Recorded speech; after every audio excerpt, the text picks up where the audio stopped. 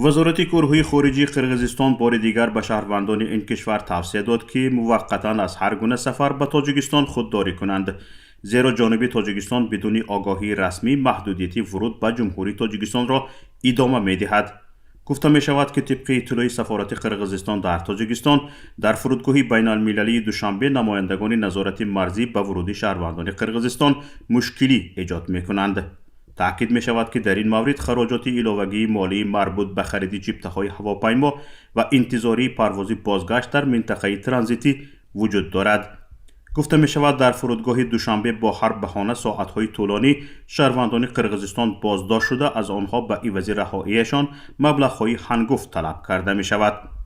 یادآور می شویم که هنوز ماه می سال 2021 دیوان وزیران قرقیزستان قرار درباره از 29 اپریل سال 2021 جاری کردن محدودیت موقتی ورود، خروج، بدوباش، حرکت و ترانزیت شهروندان جمهوری قرقیزستان توسط قلمرو جمهوری تاجیکستان را قبول کرده بود. سپس وزارت کارهای خارجی تاجیکستان به این دستور دیوان وزیران کشور همسایه واکنش نشان داده از شهروندان جمهوری تاجیکستان دعوت کرد که از هر گونه سفر به جمهوری قرقیزستان و ترانزیت به دیگر کشورها توسط قلمرو قرقیزستان خودداری کنند.